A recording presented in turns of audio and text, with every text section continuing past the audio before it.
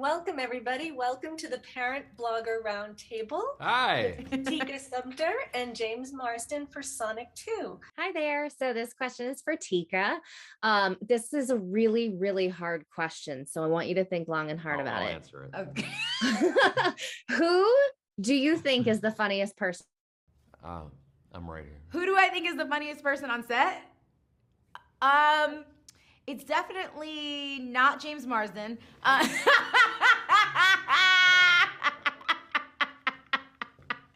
Oh my God! I think it's a mix. It's a bit we do. It's definitely. You know what? James literally does make me laugh. Okay. All the time. She's only Natasha saying that. Rothwell is super funny. I think Shamar is actually funny. He got in on some of the like joking around and yeah, I feel like this cast brings all their quirky funniness. They're all very specific to who they are, especially James.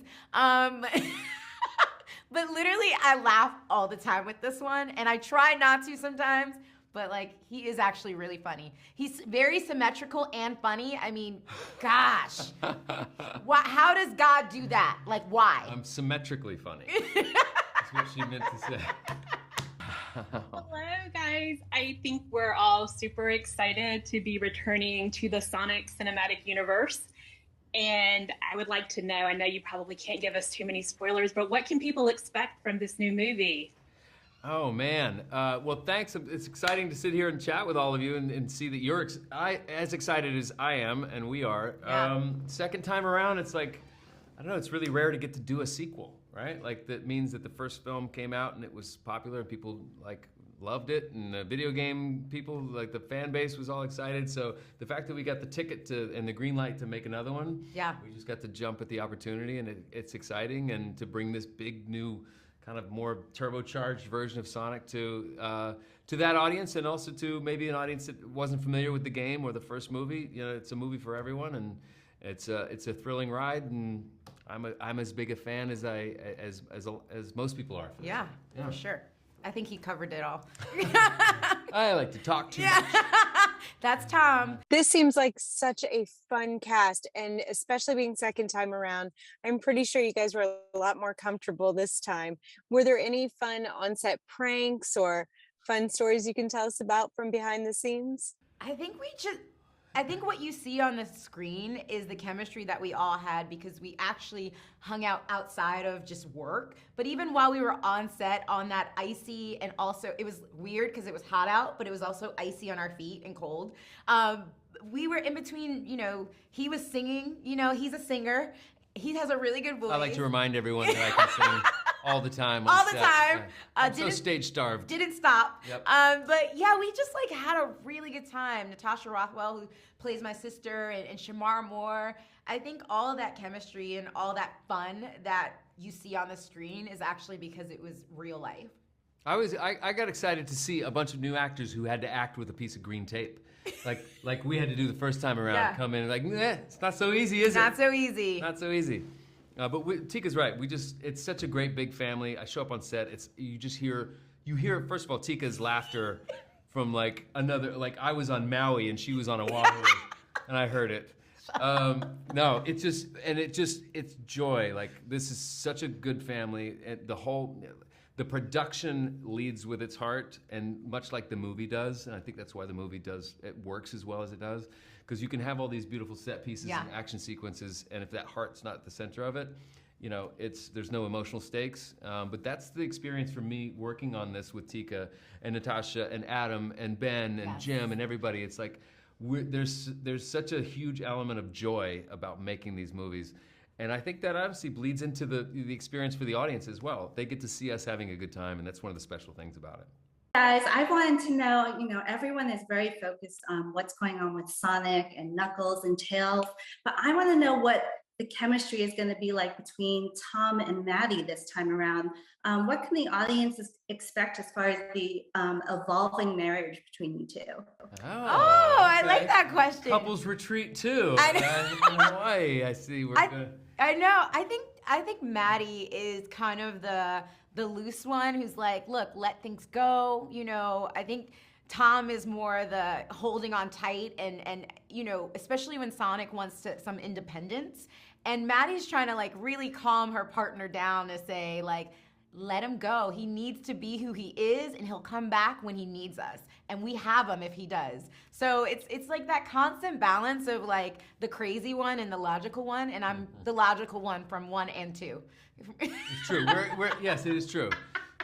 I've lost my mind. No, we complement each other well as a couple and as a parenting team, and I think it's caught us both, or it caught Tom more off guard, maybe, you know, because you are definitely more kind of chill about the whole thing, but Tom's like, oh, I didn't anticipate taking this friendship, because the first film was like a buddy comedy, and then it becomes this like, oh, I'm actually having to give him advice on how to grow up or not to grow up or all these things, and you see Tom kind of figuring it out along the way as well, because he wasn't really prepared for it. But she's right in that Tom's like, but he's gonna do this. Yeah. And the world's gonna, you know, he's gonna screw everything up. And she's like, let him spread his wings and let him figure it out on his own. And so she's like real parents. Like real parents, you know. And Tom's just like, okay, you sure that's gonna work? You know, because he's just used to being his buddy, you know. And so clearly, Maddie is Tom's mother as well. It's a mother figure for him as well.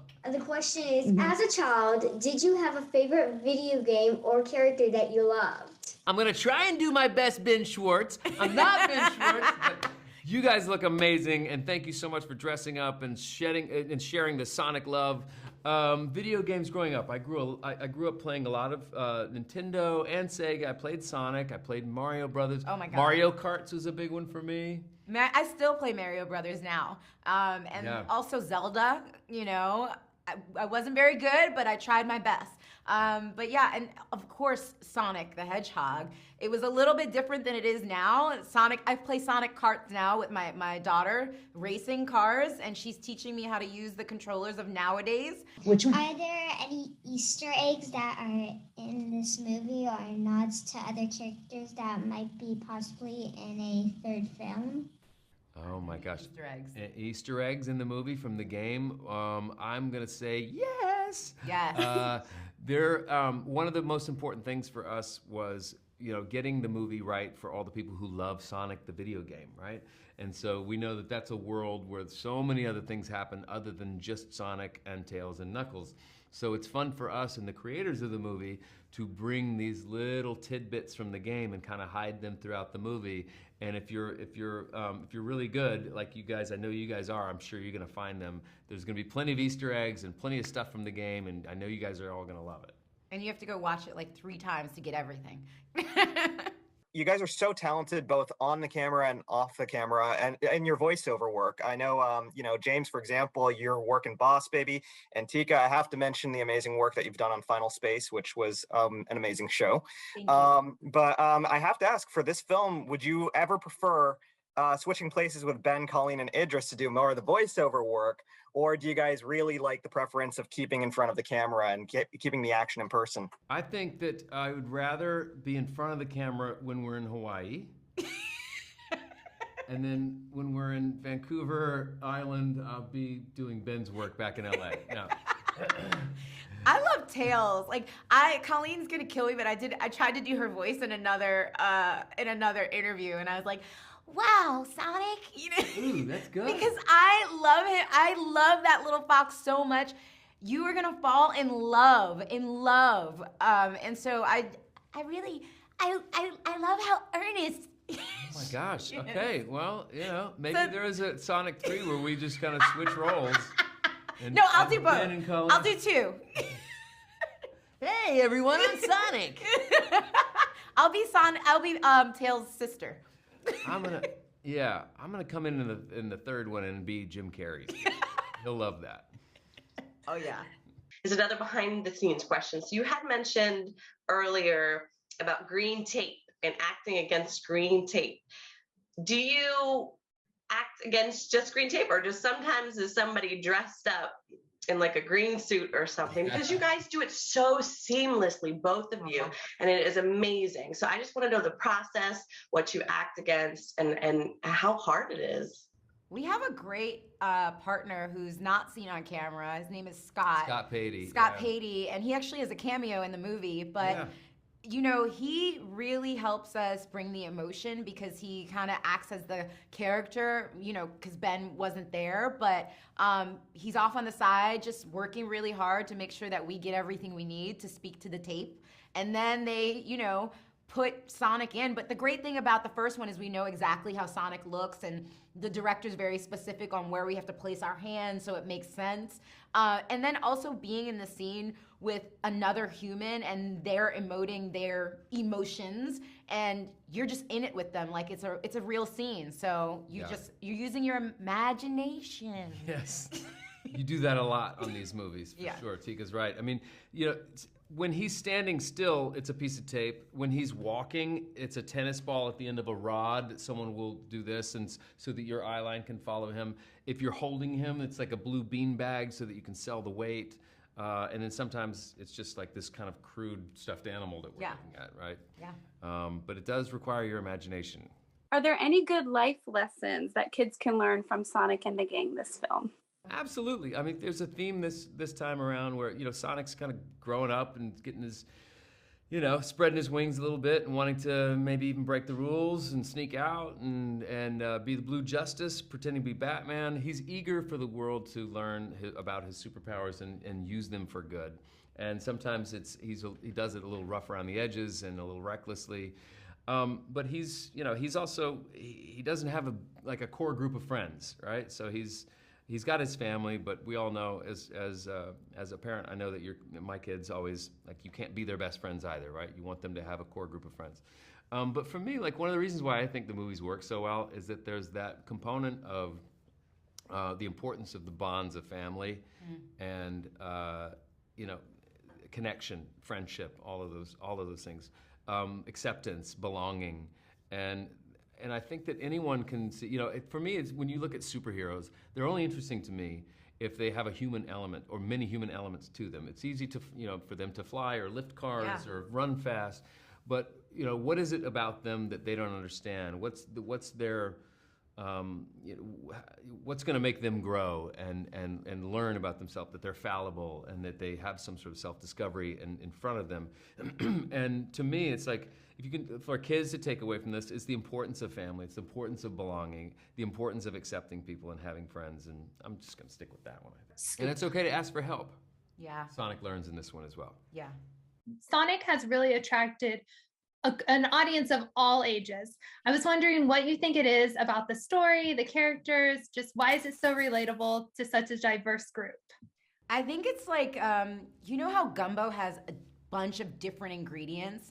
Like, you can't just have the cartoon only, and you can't just have like human beings running around because you're like, well, where is the thing that I'm here for? You have to have a mixture of both, mixed with human elements, mixed with heart, mixed with adventure, good story. The writers are fantastic. And then Jeff Fowler, who's our director, who had a vision, right, for what he thought this movie would be. And so I think it's all of those things mixed together. It's the nostalgia from people who grew up with Sonic, but it's also this new generation coming in who just likes this cool kid who's going fast, who's making these decisions, who they see themselves in, and somebody who's kind of an odd man out. And I think everybody has, at some point in their lives, felt odd and not included in, you know, in whatever group they're in. And so, I don't know, it's this kind of mixture of all these things that made it work. And, yeah. You know, yeah, that's exactly it.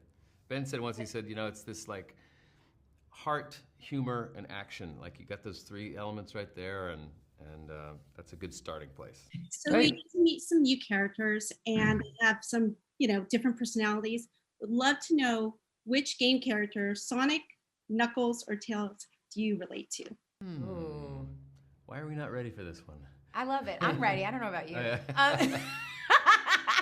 I relate to Tails. I feel like I'm such a supportive person. You know, I don't mind, like, I don't mind lifting somebody else up so that they can shine, or that they can, you know, do what they have to do, or support them with the gadgets that they need, or I don't know, I just think Tails is so earnest and so thoughtful, and he just, you know, Tails just wants to be accepted and loved, and because, you know, Tails grew up with two tails. He was seen as odd, you know, and so I think sometimes I'm seen as different, and you wouldn't know it from here, but very introverted and things like that. And sometimes you can feel like, gosh, I don't like going out as much as everybody else, or everybody's doing all these things, or where do I belong? And I think everybody can get with like that idea of like, where do I belong? Who is my group? Who's my clan? And so, yeah, I love Tails, and I just love his gadget, like the gadgets.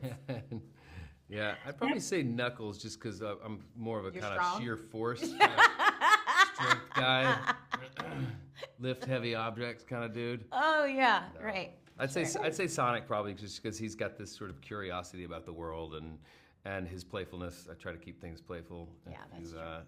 Haven't noticed. Hi there. So it seems like you guys really have a lot of fun together. We're actors. And yeah. Good job. This isn't real. No. Oh, we love each other. We do love each other. So Tika said that James, you love to sing when you were on set and stuff. Would you like to sing a little something for us? Singing, it's anything that gets me attention on set, basically.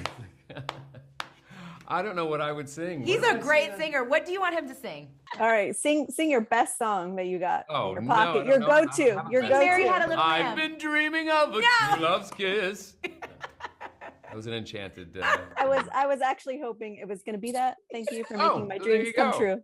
I like to show off and promote my movies. I know we're talking about 2 here, but they've already said there's going to be a 3. So are you guys excited to continue the Sonic universe? I'm excited. I hope they invite me back. You know, we might be getting a divorce. No, I'm kidding. After this interview, yeah, going back to the drawing board for Sonic 3. No, I think we're all really excited to see what's next and to see how people, you know, embrace number 2. And, you know, we're like a big family, and we love to laugh. We love to create great art. And so I think we're all just really excited. Yeah. We're just like pinching ourselves every day that we're doing a sequel right now, and then they've announced the 3rd one. I'm excited about new characters they might introduce, more game things that they might pull and put into the next ones. But right now we're just kind of in the moment, you know, excited about bringing the 2nd one to everybody, and hopefully, you know, the world responds in a positive way to it, and kind of like, you know, the way I did when I saw it the other day. Yeah. Thank Bye, you. guys. Thank you so much, guys. Thanks for indulging us with our silliness.